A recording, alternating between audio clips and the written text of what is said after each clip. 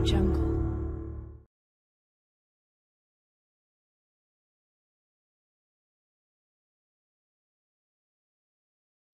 Bonjour chers frères et sœurs en Christ, bonjour chers amis internautes, que la grâce de Dieu repose pleinement sur vous et que Dieu continue de nous soutenir tous dans ces moments difficiles que nous connaissons présentement. Cette crise qui prévaut nous bouleverse tous. Cette crise qui prévaut affaiblit tout le monde pratiquement. Les gouvernements sont complètement à terre, les scientifiques n'ont aucune solution et chaque jour nous continuons d'enregistrer des morts en cascade à travers le monde entier. Plusieurs ont peur, étant confinés même dans leur maison, la peur les caractérise. Ils ne peuvent en sortir. Et malheureusement, il y en a qui ne savent même plus à quel saint se vouer. Il y a même plusieurs qui, étant dans le corps de Christ, étant même enfants de Dieu, ne savent plus à quel saint se vouer. Ils crient à Dieu et ils constatent que quelquefois même il n'y a pas de réponse à leur prière. Alors c'est la peur, c'est la trouille, c'est la frayeur, c'est même l'esprit de mort qui a commencé à perturber leur vie. Bien-aimés, je voudrais vous rassurer ce matin. L'Éternel est notre secours. L'Éternel est notre appui. Comme je vous l'ai promis, je viendrai chaque fois à vous pour vous encourager, prier avec vous, vous rassurer, booster votre foi, invoquer Dieu et Dieu agira certainement dans la vie de chacun de vous. Alors, avant qu'on ne prie, je voudrais qu'on aborde ce petit sujet, qu'on partage ce petit sujet qui est le suivant et je cite « L'Éternel est mon secours ». La Bible nous rapporte l'histoire d'hommes remarquables, de véritables champions de la foi, mais elle nous rappelle aussi que ces hommes de la foi étaient des hommes ayant les mêmes penchants que nous et qu'ils étaient faits d'argile. La Bible ne passe pas sous silence les manquements, les défaillances qui ont pu, à un moment ou l'autre de leur vie, atteindre leur foi en Dieu. Nous pouvons penser à Job. Nous pouvons également penser à David. Nous pouvons penser à Élie et j'en passe.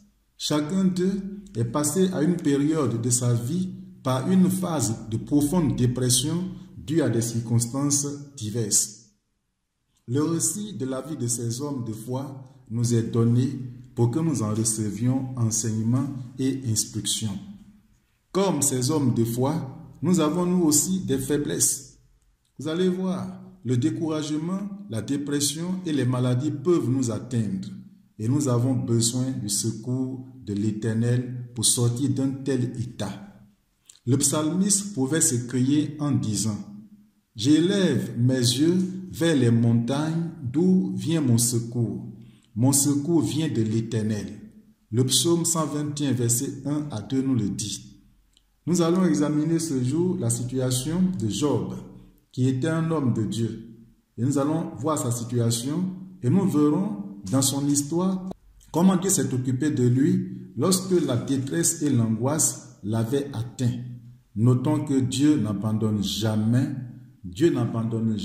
celui qu'il aime. Dans le livre de Job, le chapitre 1, versets 1 à 3, il y est écrit, et je lis. Il y avait dans le pays de Uz un homme qui s'appelait Job. Et cet homme était intègre et droit, et il craignait Dieu, et se détournait du mal. Il lui naquit 7 fils et 3 filles. Il possédait 7000 brebis, 3000 chameaux, 500 paires de bœufs, 500 ânesses, et un très grand nombre de serviteurs. Et la Bible dit que cet homme était le plus considérable de tous les fils de l'Orient. Donc voici là l'histoire de Job. Pas toute l'histoire, mais nous allons paraphraser les choses. Comme je vous l'ai dit, il nous faut prier. Or, pour prier, il ne faut pas prendre trop de temps dans la parole. Donc ici, l'histoire nous donne un peu nous dit qui était Job. Il est dit de lui que Job était un homme intègre. Job était un homme droit. Job était un homme qui craignait Dieu. Job était quelqu'un qui se détournait du mal. À la différence des hommes qui sont dans le monde, à la différence des païens, Job se détournait du mal. Job faisait la volonté de Dieu continuellement. Et la conséquence logique de la vie de Job, de son bon comportement, de sa bonne vie, de sa consécration à Dieu, c'était d'abondantes bénédictions que Dieu faisait tomber chaque jour sur la vie de Job.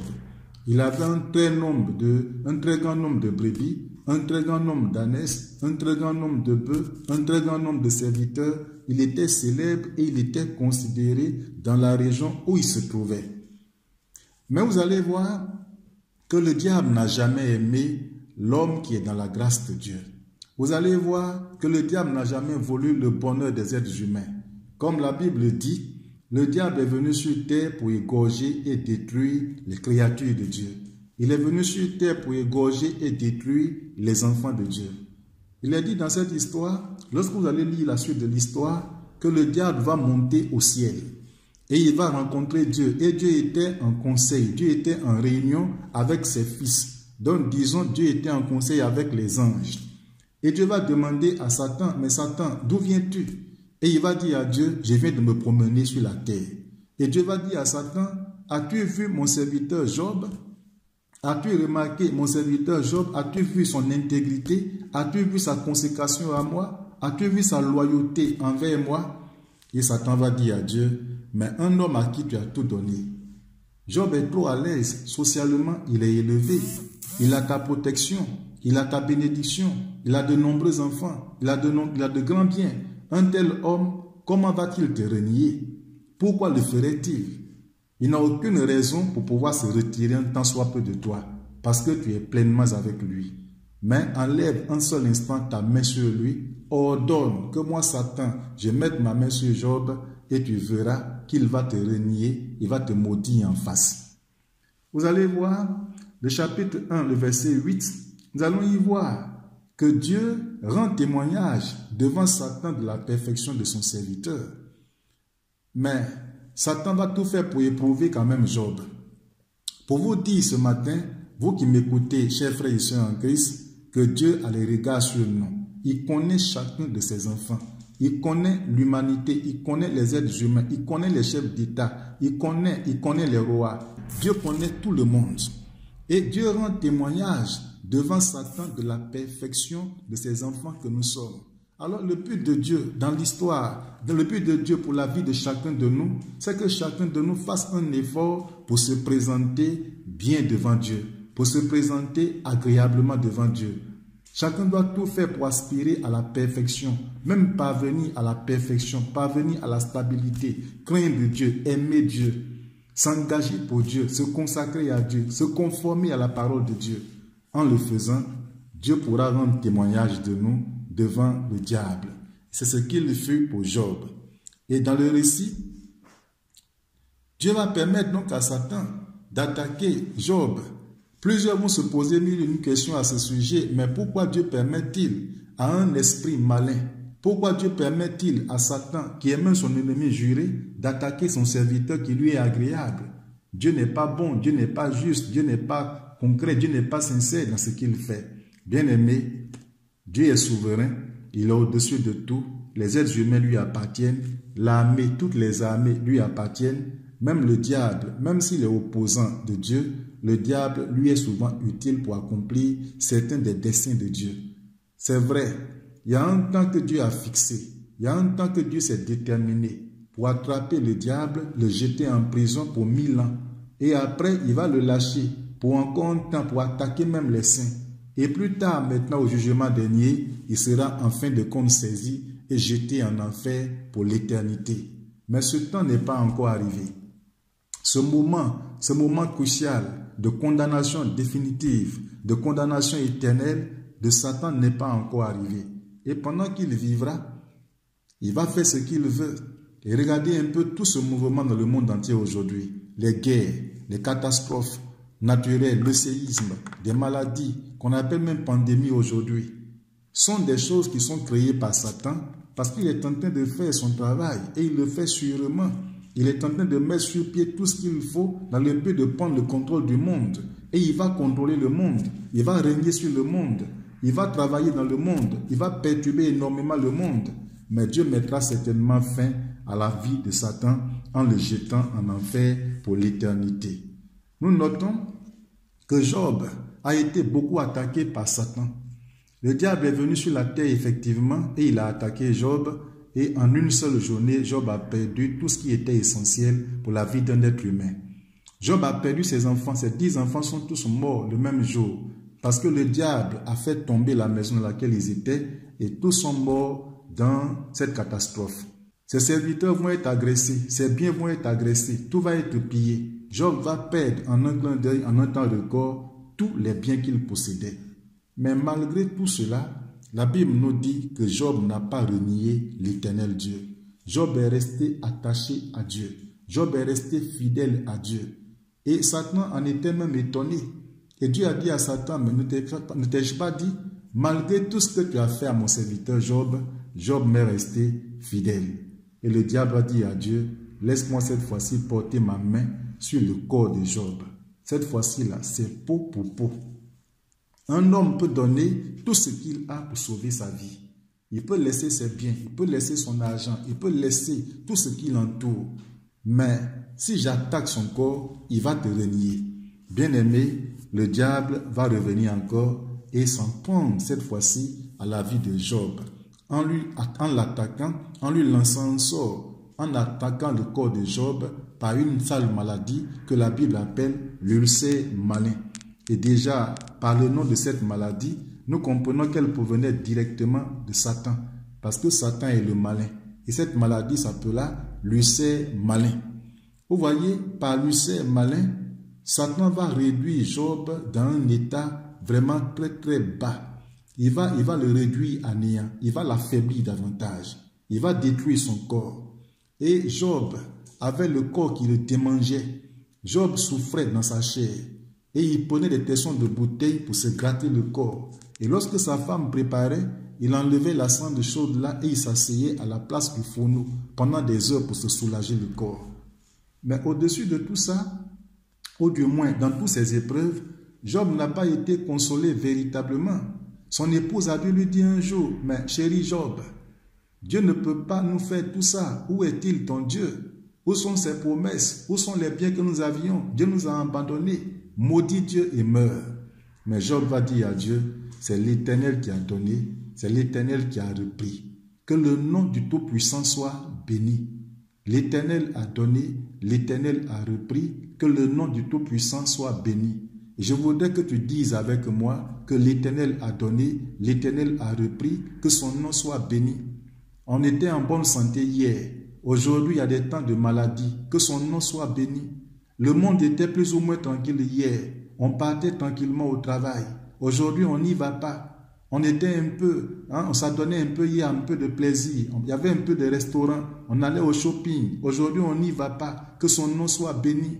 Il y avait une quiétude totale qui prévalait dans le corps de Christ. On priait, on jeûnait. On se rassemblait dans la présence de Dieu. On avait des veillées de prière. Mais présentement, toutes ces choses ne se font pas. Que le nom de l'Éternel soit béni. Nous avons même quelques frères qui sont malades. Pourtant, hier, ils étaient en bonne santé. Et d'autres sont guéris par la grâce de Dieu, ils sont convalescents. Qu'on bénisse l'Éternel pour tout ce qui nous arrive. Job avait bien compris ce principe. Ça veut dire que dans la marche avec Dieu, il y a bel et bien des hauts et il y a aussi des bas. Il y a des moments où on s'épanouit, il y a des moments où il y a des difficultés qui surviennent. Je crois pour ma part, pour quelqu'un qui est mûr, qui connaît l'Éternel qu'il sait, il doit comprendre que dans la vie, il faut traverser des moments difficiles. Mais ce qui est intéressant, c'est que Dieu intervient toujours pour nous aider à nous en sortir par la grâce de Dieu. Je disais tantôt que Job n'a pas été consolé par qui que ce soit, humainement parlant. Sa femme est venue pour l'enfoncer complètement, mais il ne s'est pas découragé. Il y a eu également ses amis, ses 3 amis qui sont venus le visiter. Voyant l'état de leur ami Job, ils étaient vraiment troublés. Ils étaient vraiment dépassés par les événements. Comment se fait-il? Qu'est-ce qui s'est passé? Qu'est-ce qui n'a pas marché avec Job? Qu'est-ce qui n'a pas marché avec Dieu? Job a-t-il péché contre Dieu? Et la Bible nous dit que leur bouche est restée fermée pendant 7 jours. Et c'est au 7e jour qu'ils ouvrirent leur bouche. Mais quelles sont les paroles qui ont pu sortir de leur bouche à l'endroit de Job? Il est sorti de leur bouche des paroles accablantes, les raisonnements et même des discours sentencieux. Et ces 3 amis n'ont pas apporté de réconfort à Job. Ils ont été des consolateurs fâcheux. Ils ne l'ont pas encouragé. Ils ne l'ont pas aidé. Ils ont même essayé de parler de Dieu à Job. Mais ils n'ont pas su le faire. Ils n'ont pas su le faire comme il convient. Donc c'est pour vous dire sincèrement, bien-aimés, que l'expérience des autres, les accusations, les traditions, les principes légaux peuvent-ils consoler celui qui est dans la souffrance? Je crois que non. Pour vous dire clairement que l'homme ne peut pas nous sauver.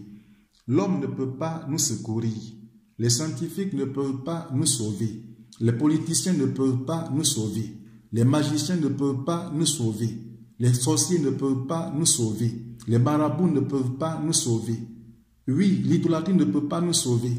Vous voyez, le mal qui prévaut dans le monde d'aujourd'hui, voyez un peu l'ampleur que la chose a prise. Voyez un peu les difficultés qui s'abattent.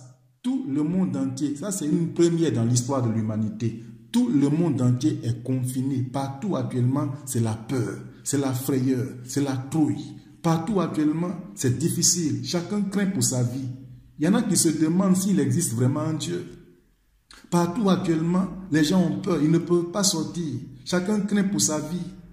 On ne sait même plus que faire. Lorsque tu rencontres quelqu'un dans la rue, pour nous qui allons quelquefois faire des courses rapides, tu as même peur de toucher quelqu'un. Les gens même se fuient. Ils sont masqués, pratiquement. Et ils font rapidement pour sortir et rentrer à la maison. Vous voyez, à l'hôpital, c'est la peur.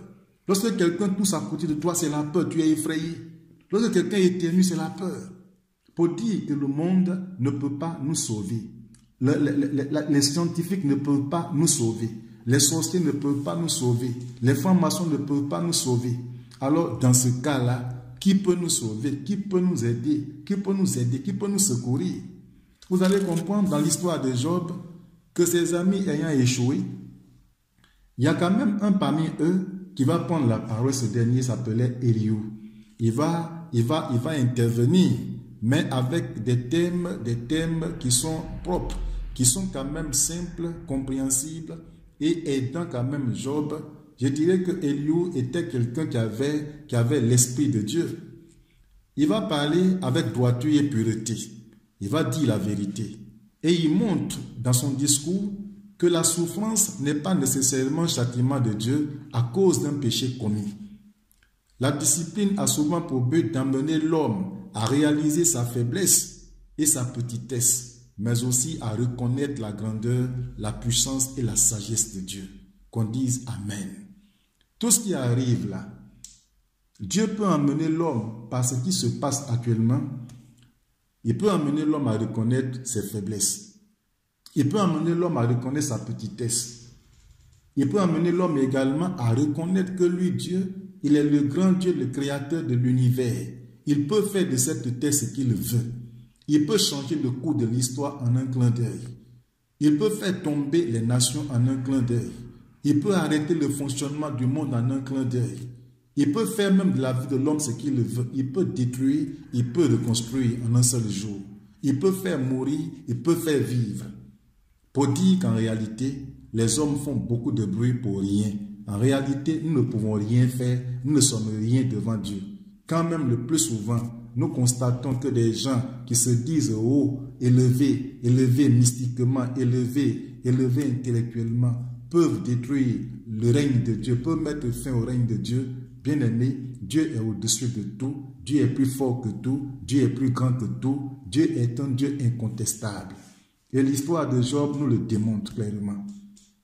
Donc Dieu montre là que l'homme a des faiblesses et que l'homme est petit devant lui et que lui, Dieu, il est grand, il est sage, il est puissant. Je voudrais qu'on note que malgré les souffrances de Job, ses inquiétudes et ses questions, Job a gardé toujours confiance en Dieu. Et finalement, il va renoncer à vouloir tout comprendre et remettre tout entre les mains de Dieu Tout-Puissant. Il entre alors dans la connaissance de la compassion et de la miséricorde du Seigneur et Job reçoit d'abondantes bénédictions de la part de Dieu. Parce qu'à un moment donné, vu les discours fâcheux, vu les discours accablants de part et d'autre, à l'exception du discours d'Eliou qui est venu réconforter un peu la foi de Job, la Bible dit que Job était un peu découragé. Job avait jeté complètement l'éponge. Job était abattu en lui-même. Il avait commencé à renoncer, à renier Dieu plus ou moins. Mais à un moment donné, lorsque Eliou s'est intervenu, Job a fini par comprendre que Dieu est l'être suprême et que Dieu a bel et bien la solution à son problème. Alors qu'est-ce qu'il va faire? Il va remettre tout entre les mains de Dieu. Il va renoncer à chercher, à vouloir chercher, à comprendre toutes choses, oui, et remettre tout entre les mains de Dieu, confier son sort à l'Éternel. Et la Bible nous dit que Dieu va le secourir miraculeusement, Dieu va le restaurer miraculeusement. Dans Job chapitre 42, versets 12 à 13, il y est écrit, et je lis, « Pendant les dernières années de Job, Dieu lui accorda plus de bénédictions. Dieu lui accorda 14 000 brebis, 6 000 chameaux, 1000 paires de bœufs, 1000 ânesses, 7 fils et 3 filles. » Et l'histoire nous dit que les filles de Job étaient les plus belles dans la région où il se trouvait à l'époque. Voyez, Dieu a secouru Job. Job s'est tourné vers l'Éternel. Job a tourné ses regards vers l'Éternel. Dans des moments difficiles, dans des temps de maladie, dans des temps de difficulté, Job a tourné son cœur vers l'Éternel. Et la main de Dieu est intervenue promptement dans la vie de Job. Dieu a défendu sa cause, Dieu a restauré la vie spirituelle, Dieu a restauré la vie sociale, Dieu a restauré la santé de Job, Dieu a restauré sa famille. Tout ce qu'il avait perdu, tout lui a été redonné, mais tout a été multiplié par 2. Et il était dans le bonheur total, le confort total par la grâce de Dieu. Je voudrais, avant de conclure, qu'on lise ce passage de Psaume, chapitre 23, versets 1 à 6. Il y est écrit, « L'Éternel est mon berger, je ne manquerai de rien. Il me fait reposer dans de verts pâturages. Il me dirige vers des eaux paisibles. Il restaure mon âme. Il me conduit dans les sentiers de la justice à cause de son nom. Quand je marche dans la vallée de l'ombre de la mort, je ne crains aucun mal, car tu es avec moi. Ta houlette et ton bâton me rassurent. Tu dresses devant moi une table en face de mes adversaires. Tu oins d'huile ma tête et ma coupe déborde. Oui, le bonheur et la grâce m'accompagneront tous les jours de ma vie et j'habiterai dans la maison de l'Éternel jusqu'à la fin de mes jours. » Que tout le monde dise Amen. Oui, habitons dans la maison de l'Éternel tous les jours de notre vie. Parce que l'Éternel seul peut nous accorder tout le bonheur que nous désirons. Lui seul peut nous accorder la protection divine. Lui seul peut nous entourer de vigilance et de rigueur. Je voudrais vous dire que dans cette situation, Dieu veillera sur nous. Dans cette situation, Dieu nous protégera. Dans cette situation, Dieu combattra pour nous. Dans cette situation, Dieu nous mettra au-dessus de nos adversaires. Il nous mettra au-dessus de l'esprit de mort. Il nous mettra au-dessus de la peur. Il nous mettra au-dessus de l'inquiétude, de l'angoisse. Il nous mettra au-dessus des incertitudes. Dieu nous mettra au-dessus de tout ce qui est négatif et nous accorder la victoire totale pour nous permettre de glorifier davantage son nom. Mais la grâce pour nous, c'est que nous au moins nous avons Dieu. Et je souhaiterais ce matin que chacun demeure sous la grâce de Dieu. Que chacun demeure dans la présence de Dieu. Que chacun demeure dans la maison de Dieu. Même s'il n'y a pas de culte présentement, dans ta maison où tu te trouves, étant seul dans ta chambre, étant avec ta petite famille, étant avec tes serviteurs, tes servantes, bien-aimés, c'est l'occasion que Dieu vous donne de chercher sa face, de crier à lui. Le secours, notre secours vient de l'Éternel. Si nous crions sincèrement à Dieu, et nous crions à lui avec foi, il interviendra. Alors sortez du milieu d'eux, comme la Bible dit. Sortez en ces moments-ci de toute forme de distraction. Sortez dans ces temps-ci des discussions politiques, des discussions vaines, des plaintes, des murmures, des peurs. Et conformez-vous à la parole de Dieu, invoquez Dieu, criez à Dieu. Et tel que je connais Dieu, il interviendra certainement dans ta vie, il te délivrera. Et même par la prière de l'Église, même si elle est confinée, elle est dispersée dans des familles, par nos prières, par nos voix que nous lèverons vers lui, Dieu interviendra miraculeusement. Non seulement il sauvera l'Église, mais aussi il sauvera le monde entier, il purifiera les nations, il restaurera des vies. Alors que la grâce de Dieu repose pleinement sur nous. Et sur ce, je vais prier prier pour vous, vous recommander à la grâce de Dieu. Mais la prière est relative d'abord à la repentance. Tu vas crier à Dieu, étant devant l'écran ou bien étant en train d'écouter sur WhatsApp, tu vas prier avec moi. Demandez d'abord pardon à Dieu pour tous tes péchés. Nous fermons les yeux s'il vous plaît. Seigneur, que toute la grâce, toute la gloire te revienne à toi seul qui est Dieu. Merci pour mon frère, merci pour ma soeur.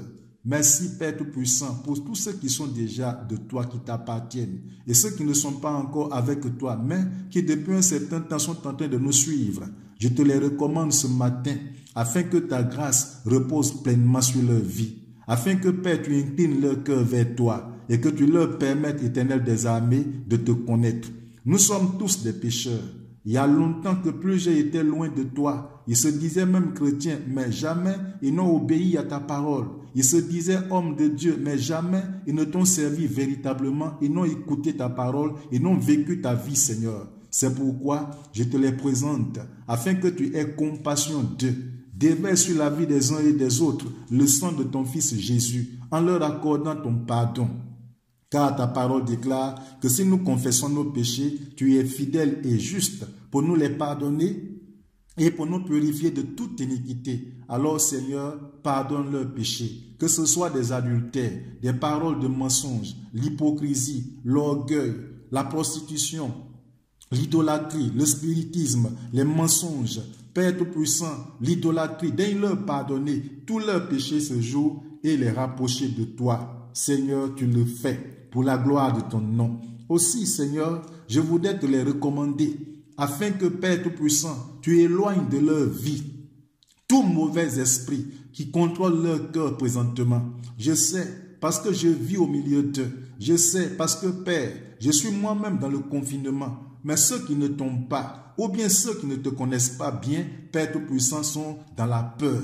Ils sont dans la trouille présentement. Je prie et éloigne de la vie des uns et des autres la peur ce soir, au nom de Jésus-Christ. Que toute domination de peur, que la crainte de la maladie, que la crainte de la mort, que l'esprit de mort même qui poursuit plusieurs dans leurs rêves, par des cauchemars, par des troubles, des pensées de mort, des pensées négatives, des pensées de destruction, animant plusieurs de tes enfants, même ceux qui écoutent présentement, qui ne t'ont pas encore reçu, mais qui ont commencé maintenant à tourner leur cœur vers toi. J'éloigne de leur vie tous ces esprits mauvais au nom de Jésus. Que toutes les attaques, la maladie même, que le monde est en train de combattre présentement, le Covid-19, quel que soit l'impact que ce mal a sur mon frère, que ce mal a sur ma soeur, je t'ordonne, maladie, de t'en aller, de libérer sa vie, de libérer son âme, de libérer son corps, de libérer son esprit, au nom de Jésus. Que tout esprit méchant,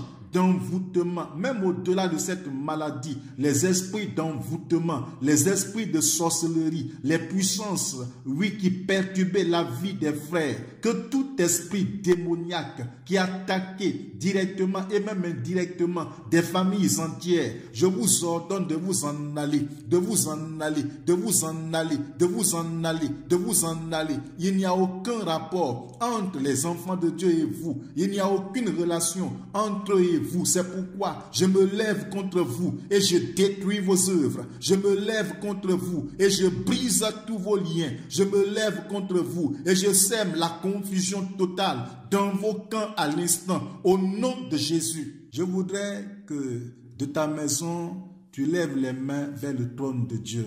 Tu peux même te mettre à genoux, ou même étant debout, tu lèves tes mains vers l'Éternel et nous allons invoquer Dieu dans ta vie, car Dieu est notre secours. L'Éternel est notre secours, il nous rassure, il nous fortifie, il combat pour nous, il nous entoure de vigilance et de rigueur. Père, les mains que tes enfants lèvent maintenant symbolisent leur cœur. Je prie afin que tu descendes dans leur cœur. Je prie afin que, Père Tout-Puissant, tu prennes possession de toute leur vie et de toutes les entités de leur vie, esprit, âme et corps, et que, Père Tout-Puissant, tu les rassures, que tu les fortifies, que tu les mettes au-dessus de cette épreuve. Seigneur, donne-leur ta confiance, donne-leur assez de foi, une foi inébranlable, une foi solide, une foi imperturbable. Au nom de Jésus-Christ, relève, je te prie, ceux qui sont tombés trop bas, restaure leur cœur, que le Saint-Esprit, oui, ton esprit se manifeste maintenant, que ceux qui étaient déçus, qui avaient commencé à abandonner ton œuvre, à abandonner ton nom, à hésiter, à discuter, Seigneur, comme Job a failli le faire à un moment donné, restaure leur vie, rassure-les, ramène leur cœur à toi. Ceux qui avaient baissé les bras et qui avaient cessé de prier, Père Tout-Puissant, donne-leur la vie de prière par ton esprit. Réveille-les spirituellement par ton esprit. Galvanise-les, protège-les, rends-les puissants. Que toutes les armes spirituelles que les uns et les autres avaient, mais qu'ils avaient commencé à perdre, que ces armes soient activées, que ces armes de combat soient activées, que ces dons spirituels soient activés, pour que chacun se lève de quelque lieu qu'il soit, pour élever la voix, pour élever le cœur vers toi, pour mener cette guerre, pour combattre et remporter la victoire. Merci Seigneur, parce que tu le fais. Continue, Père Tout-Puissant, de soutenir tes enfants. Continue, Père Tout-Puissant, de les assister. Continue, Tout-Puissant, d'intervenir dans leur famille, dans leur vie. Continue, Père Tout-Puissant, de fortifier même les tout petits. Père Tout-Puissant, continue, Père Tout-Puissant, de soutenir les vieilles personnes qui sont fatigués, déprimés. Continue, Père Tout-Puissant, de les restaurer. Relève ton peuple, rapproche de toi tous ceux qui ne te connaissaient pas, mais qui veulent te connaître, qui veulent faire la paix maintenant avec toi. Rapproche-les de toi et sauve-les. Tu es notre secours. Sauve ton peuple, sauve le monde au nom de Jésus. Seigneur, que toute la gloire te revienne à toi, que l'honneur et l'élévation te reviennent parce que tu es à l'œuvre. Convaincu que tu nous as exaucés, je te rends toute la gloire et bénis les cœurs. Merci Tout-Puissant, au nom de Jésus. Amen. Que tout le monde dise Amen. Donc à très bientôt, bien-aimés, que la grâce de Dieu repose sur vous, que Dieu nous soutienne davantage. Je voudrais vraiment vous encourager à rester debout et prier davantage. L'heure n'est plus à la distraction. C'est vraiment, l'heure est grave, bien-aimé. L'heure n'est plus à la distraction. Il faut qu'on prie, que l'Église se lève. Prions davantage. Organisons-nous dans nos familles. Je ne dis pas de sortir. Je ne dis pas à quelqu'un de se déplacer pour aller à une cellule de prière. Restez chez vous à la maison. Comme ça a été dit là, que chacun reste à la maison, mais que chacun prie de sa maison qu'il prie. Si vous êtes 2, si vous êtes 3, priez. Et c'est l'heure pour l'Église, c'est l'heure pour nous qui sommes pasteurs de faire appel à l'esprit de créativité, à beaucoup plus d'initiatives. Aujourd'hui, Dieu a mis entre nos mains des instruments très efficaces. Des médias sont entre nos mains. Nous avons l'Internet, nous avons Facebook, nous avons Instagram, nous avons nos portables. On peut prier même en conférence. Que chacun étant confiné, c'est le corps qui est confiné, mais nos esprits ne sont pas confinés. Travaillons, soyons en contact les uns avec les autres, ayons nos moments de jeûne, prions davantage. On peut même faire des cellules de prière à distance. Faisons-le pour que l'Église puisse toujours vivre par la grâce de Dieu. Que le Seigneur nous bénisse. Amen.